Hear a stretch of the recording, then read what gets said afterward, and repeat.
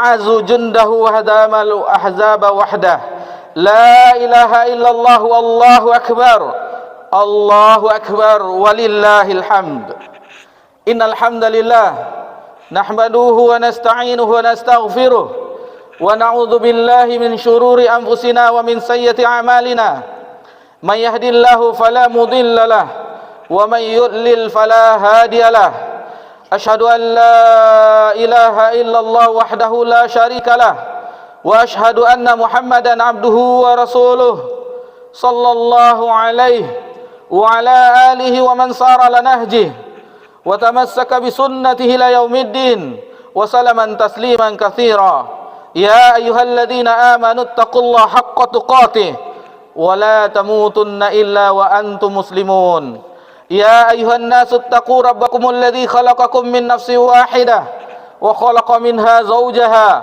وبث منهما رجالا كثيرا ونساء واتقوا الله الذي تساءلون به والأرحام إن الله كان عليكم رقيبا يا أيها الذين آمنوا اتقوا الله وقولوا قولا سديدا يصلح لكم أعمالكم ويغفر لكم ذنوبكم ومن يطع الله ورسوله فقد فاز فوزا عظيما أما بعد معاشر muslimin wa muslimat rahimani wa rahimakumullah.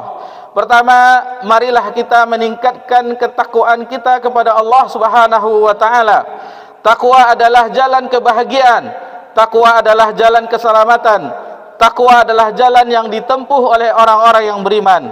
Takwa adalah bekal yang paling utama seorang hamba ketika berjumpa dengan Allah Subhanahu wa taala di akhirat kelak.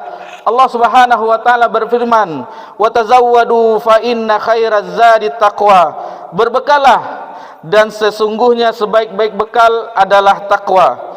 Salawat beriringkan salam kepada Nabi kita tercinta, Nabi Muhammad sallallahu alaihi wasallam.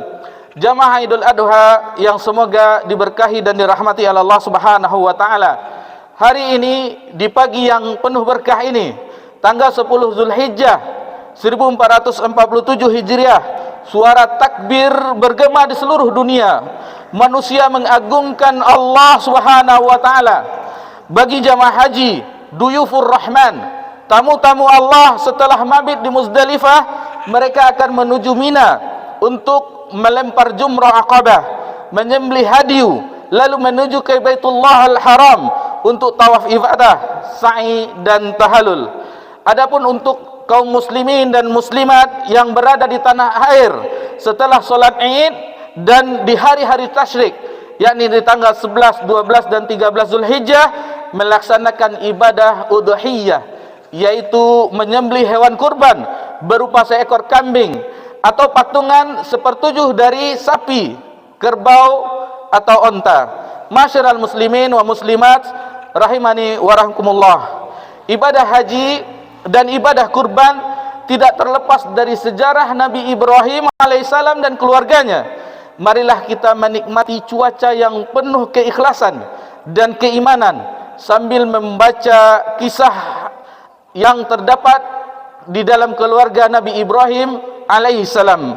Hadis yang terdapat di dalam Sahih Bukhari sebagaimana yang diriwayatkan dari Ibnu Abbas radhiyallahu anhuma, beliau berkata, Ibrahim alaihissalam membawa Ummu Ismail, yaitu Hajar, beserta anaknya Ismail yang sedang disusui oleh Hajar, dan meletakkan mereka di dekat Baitullah, di dekat pohon besar dan di atas lokasi air Zam-Zam, tepatnya di atas masjid, di waktu tidak ada orang lain sama sekali dan tidak ada air di sana. Tetapi Nabi Ibrahim alaihissalam tetap meletakkan mereka, dan di sana dibekali hanya sekantung kurma dan sekantung air. Kemudian Nabi Ibrahim alaihissalam tetap pergi dengan diikuti oleh Ummu Ismail, Hajar. Beliau berkata, "Wahai Ibrahim, kemana engkau akan pergi? Mengapa engkau meninggalkanku di lembah ini? Tidak ada teman atau yang lainnya." Dia menanyakan hal tersebut berkali-kali, sedangkan Nabi Ibrahim alaihissalam sama sekali tidak menolehnya. Lalu sang istri bertanya, "Allahul ladzi amaraka bihadza?" Apakah Allah yang memerintahkan engkau? Lalu Nabi Ibrahim menjawab, benar. Lalu Hajar berkata, izal la yudayyuna Allah, jika demikian Allah tidak menyia-nyiakan kami. Lalu sang istri kembali, sedangkan Nabi Ibrahim alaihissalam tetap melanjutkan perjalanannya, sehingga sesampai di sebuah dataran tinggi, yaitu pada sebuah tempat tidak dapat dilihat oleh orang lain. Beliau menghadap ke Baitullah Al-Haram seraya memohon kepada Allah sambil mengangkat kedua tangannya dan berdoa, Rabbana inni askantu min zuriyati biwadin ghairi zizzar'in inda baitikal muharram. Ya Rabb kami, sesungguhnya aku telah menempatkan sebagian keturunanku di lembah yang tidak mempunyai tanaman-tanaman di dekat rumah engkau, yaitu Baitullah Al-Haram. Rabbana liyuqimunas shalah. Wahai Rabb kami, yang demikian itu agar mereka mendirikan salat. Faja'al af'idatan minan nasi tahwi ilaihim warzuqhum minats thamarati la'allahum yashkurun. Maka jadikanlah hati sebagian manusia cenderung kepada mereka, dan beri rezekilah mereka dari buah-buahan, mudah-mudahan mereka bersyukur. Dalam surah Ibrahim ayat 37. Sedangkan Ummu Ismail menyusui Ismail dan minum dari air yang tersedia, dan ketika persediaan telah habis, sedangkan dia dan anaknya merasakan haus, ia melihat anaknya yang sedang menghentak-hentakkan kaki dan tangannya di atas tanah. Setelah itu sang ibu pergi mencari air karena tidak tega melihat anak yang ada dalam keadaan seperti itu, sehingga dia sampai di Sofa, yaitu sebuah bukit yang di dekatnya. Di sana dia berdiri, lalu dia di lembah tersebut dia mencari sehingga tidak ada seseorang pun. Kemudian dia turun dari Sofa, sehingga sesampainya di sebuah lembah ia mengangkat bajunya dengan berlari seperti orang yang sedang kesulitan, sehingga dia melewati lembah tersebut. Sampailah dia berdiri di sana dan melihat apakah ada seseorang yang melakukan hal tersebut sebanyak kali. Ibnu Abbas berkata, kemudian Nabi SAW bersabda, karena itulah sa'i di antara keduanya, yaitu di dalam ibadah haji dan umrah disyariatkan bagi umat Nabi Muhammad SAW. Sesampainya di Marwa, dia mendengar suara yang mengatakan diam, maksudnya kepada dirinya sendiri. Lalu dia mendengarkan suara itu seraya berkata, engkau telah memperdengarkan kepadaku, seandainya pada dirimu dapat memberikan pertolongan, maka tolonglah aku. Ternyata di tempat itu ada malaikat, dan disitulah sumber air Zamzam keluar. Lalu dia mencari Zamzam dengan kakinya, sehingga tampaklah air itu. Pada waktu itu pula ia mulai membuat sebuah kolam dengan tangannya. Setelah itu dia menyimpan air ke dalam wadah, sedangkan ia terus memancar. Di dalam riwayat yang lain disebutkan sesuai dengan apa yang ia simpan.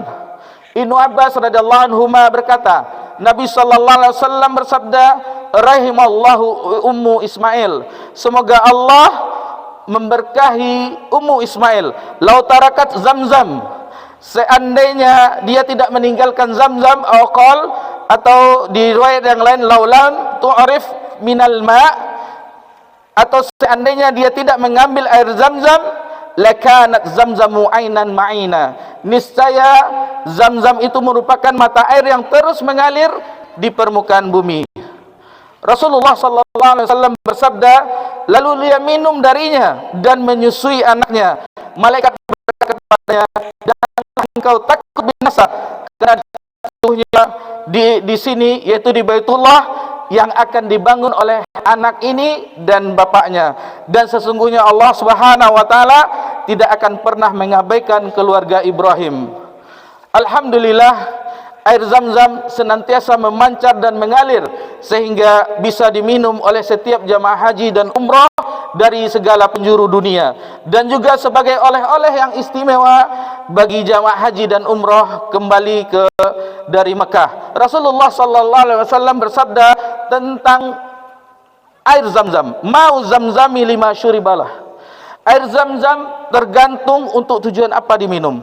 Allahu akbar, Allahu akbar, Allahu akbar, walillahil hamd. Hadirin wal hadirat rahimakumullah, ibadah kurban adalah ibadah yang berawal dari sejarah ketika Nabi Ibrahim alaihissalam mendapatkan perintah dari Allah untuk mengorbankan putranya Ismail dengan cara disembelih. Berbekal keimanan yang tinggi, Nabi Ibrahim pun melaksanakan perintah yang diperintahkan oleh Allah Subhanahu wa taala melalui sebuah mimpi. Namun sebelum Nabi Ibrahim menyembelih Nabi Ismail, malaikat membawa seekor domba dari sorga sebagai ganti untuk disembelih. Peristiwa ini dibadikan oleh Allah Subhanahu wa taala di dalam Al-Qur'anul Karim, di dalam surah As-Saffat. Allah Subhanahu wa taala berfirman, "Falamma balagha ma'u sa'ya qala ya bunai inni araka fil manami anni azbahuka fanzur ma tara." Maka tatkala anak itu sampai pada umur yang sanggup berusaha bersama Nabi Ibrahim, Ibrahim berkata, "Hai anakku, sesungguhnya aku melihat dalam mimpiku bahwa aku menyembelihmu. Bagaimana pendapatmu?" Qala ya abati if'al ma tu'mar. Wahai bapakku, kerjakanlah apa yang diperintahkan kepadamu. Satajudini insyaallah minas sabirin. Insyaallah engkau akan mendapatiku dalam keadaan sabar. Masyiral muslimin wa muslimat rahimani rakumullah. Perhatikanlah wahai saudara-saudariku yang semoga diberi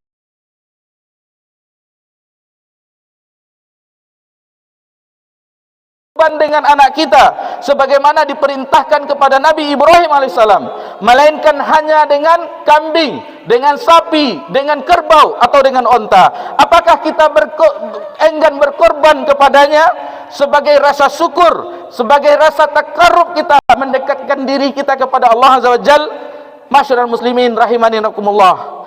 Nabi kita tercinta sallallahu alaihi wasallam dalam salat yang sering kita ucapkan di tasyahud kita, Allahumma salli ala Muhammad wa ala ali Muhammad kama shallaita ala Ibrahim wa ala Ibrahim innaka Hamidum Majid wa barik ala Muhammad wa ala ali Muhammad kama barakta ala Ibrahim wa ala ali Ibrahim innaka Hamidum Majid. Allahu akbar, Allahu akbar, Allahu akbar, walillahil hamd. Hadirin wal hadirat rahimakumullah. Ada beberapa keteladanan dari keutamaan Nabiullah Nabi Ibrahim alaihissalam. Yang pertama, beliau adalah Khalilullah, Khalilur Rahman, kekasih Allah Subhanahu wa taala. Allah Subhanahu wa taala berfirman di dalam surah An-Nisa ayat 125, "Wattakhazallahu Ibrahima khalila." Allah telah menjadikan Ibrahim sebagai khalilnya. Kata-kata khalil itu berasal dari kata al-khullah, yaitu tingkat cinta yang paling tinggi. Dan Nabi kita tercinta Nabi Muhammad sallallahu alaihi wasallam juga kekasih Allah Subhanahu wa taala, sebagaimana di dalam hadis disebutkan, qad tazni khalilan kama takhaza Ibrahima khalila. Sesungguhnya Allah telah menjadikanku khalilnya sebagaimana Ibrahim dijadikan sebagai khalilnya. Kemudian yang kedua, Nabi Ibrahim adalah imamnya orang-orang yang mentauhidkan Allah Subhanahu wa taala. Allah Subhanahu wa taala memberikan pujian kepada Nabi Ibrahim di dalam kitabnya. Allah Subhanahu wa taala berfirman, "Ma kana Ibrahimu Yahudiyya wala Nasraniyya." Sesungguhnya Nabi Ibrahim itu bukanlah seorang Yahudi atau bukan juga seorang Nasrani, walakin kana hanifan muslima wa ma kana minal musyrikin. Sesungguhnya ia adalah seorang yang lurus dan berserah diri kepada Allah, dan sesekali bukanlah dia termasuk orang-orang yang musyrik.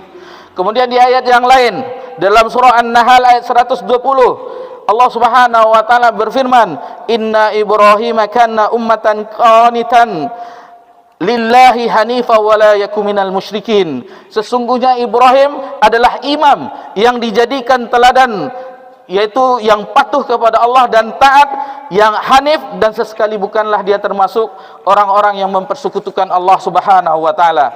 Kemudian dari keteladanan keutamaan Nabi Ibrahim yang selanjutnya, bahwasanya Nabi Muhammad sallallahu alaihi wasallam diperintahkan oleh Allah Subhanahu wa taala untuk mengikuti millah Ibrahim, agamanya Nabi Ibrahim alaihissalam. Allah Subhanahu wa taala berfirman dalam surah An-Nahl ayat 123, "Tsumma auhayna ilaika an yattabi' millata Ibrahim hanifa wa ma kana minal musyrikin." Kemudian kami wahyukan kepadamu wahai Muhammad, ikutilah agama Ibrahim yang hanif, dan bukanlah dia termasuk orang-orang yang mempersekutukan Allah. Allah Subhanahu wa taala juga memerintahkan kepada umat Nabi Muhammad untuk mengikuti milah agamanya Ibrahim yang hanif. Hanif maksudnya adalah condong kepada tauhid, mengesahkan Allah, beribadah hanya untuk Allah Subhanahu wa taala. Qul inna salati wa nusuki wa mahyaya wa mati lillahi rabbil alamin, dan jauh dari perbuatan syirik. Sidang Idul Adha yang semoga diberkahi dan dirahmati oleh Allah Subhanahu wa taala. Kemudian yang keempat, Nabi Ibrahim alaihissalam telah memberikan contoh terbaik dalam al-wala wal bara. Maksudnya dalam loyalitas, kasih sayang, dan bara, melepaskan diri. Allah Subhanahu wa taala berfirman dalam surah Al-Mumtahanah ayat keempat, "Qad kanat lakum uswatun hasanatun fi Ibrahim wal ladzina ma'ah." Sungguh telah terdapat suri tauladan bagi Ibrahim dan orang-orang yang bersamanya. Idz qalu liqaumihim inna bura'um minkum wa mimma ta'buduna min dunillah. Sesungguhnya dia mengatakan kepada kaumnya, sesungguhnya kami berlepas diri dari kamu, dari apa yang kamu sembah selain Allah Subhanahu wa taala. Dan yang kelima, dan ini kita cukupkan sampai poin 5 ini, bahwasanya Nabi Ibrahim alaihissalam telah memberikan contoh terbaik dalam ketundukan, dalam kepatuhan terhadap perintah Allah Subhanahu wa taala.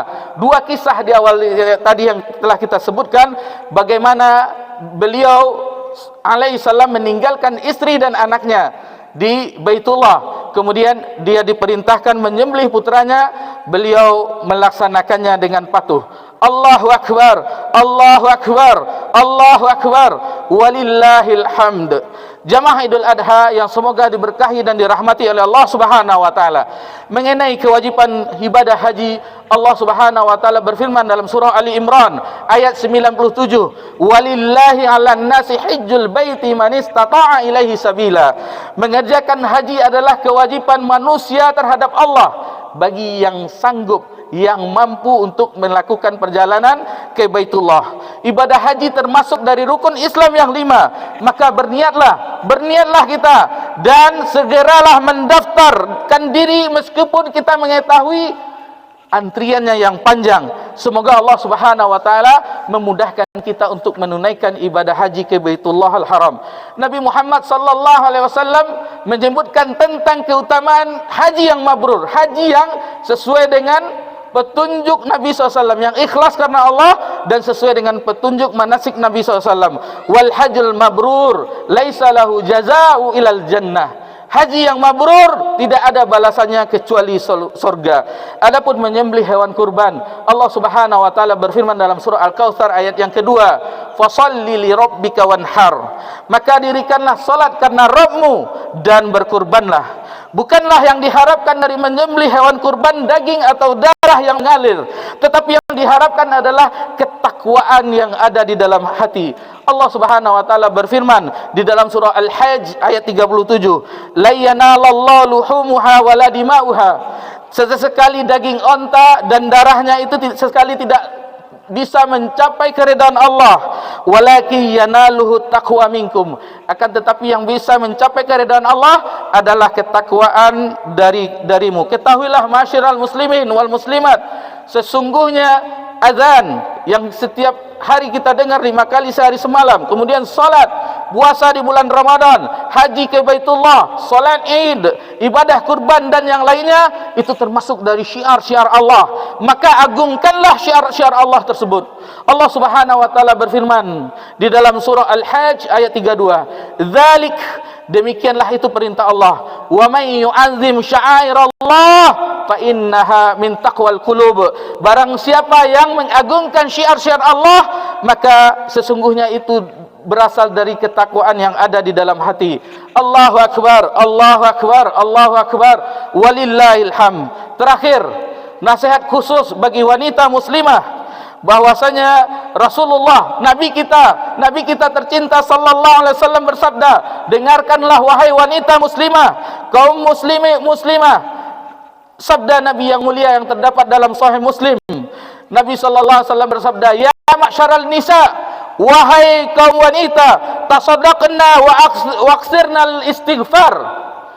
Berbanyaklah sedekah dan perbanyaklah beristighfar. Fa inni raaitu kunna aksara ahlin nar. Sesungguhnya aku banyak melihat kalian wahai wanita itu banyak menjadi penduduk ahli neraka. Maka banyaklah bersedekah, banyak-banyaklah beristighfar, banyak-banyaklah bersyukur kepada Allah, dan banyak-banyaklah bersyukur kepada suaminya, karena suami itu adalah surga atau neraka bagi seorang wanita. Allahu akbar, Allahu akbar, Allahu akbar, walillahil hamd. Qala Allah Ta'ala fi kitabil azim, innallaha wa malaikatahu yusholluna 'alan nabi ya ayyuhalladzina amanu shallu 'alaihi wa sallimu taslima. Allahumma salli 'ala Muhammad wa 'ala ali Muhammad kama shallaita 'ala Ibrahim wa 'ala ali Ibrahim innaka Hamidum Majid. Wa barik 'ala Muhammad wa 'ala ali Muhammad kama barakta 'ala Ibrahim wa 'ala ali Ibrahim innaka Hamidum Majid. Allahumma ighfir lil mu'minina wal mu'minat wal muslimina wal muslimat al ahya'i minhum wal amwat innaka sami'un qaribun mujibud da'wat wa qadiyal hajat. Rabbana taqabbal minna innaka antas samiul alim wa tub alaina innaka antat tawwabur rahim. Rabbana zalamna anfusana wa illam taghfir lana wa tarhamna lanakunanna minal khasirin. Rabbana la tuzigh qulubana ba'da iz hadaitana wa hab lana min ladunka rahmah innaka antal wahhab. Rabbana hab lana min azwajina wa dzurriyyatina qurrata a'yun waj'alna lil muttaqina imama. Rabbana atina fid dunya hasanah wa fil akhirati hasanah wa qina adzabannar. Wa sallallahu ala nabiyyina Muhammad sallallahu alaihi wasallam. Subhana rabbika rabbil izzati amma yasifun wa salamun alal mursalin walhamdulillahi rabbil alamin. Taqabbalallahu minna wa minkum wa salihul a'mal kullu amin wa antum bi khairin. Wassalamu alaikum warahmatullahi wabarakatuh. Allahu akbar, Allahu akbar, Allahu akbar. La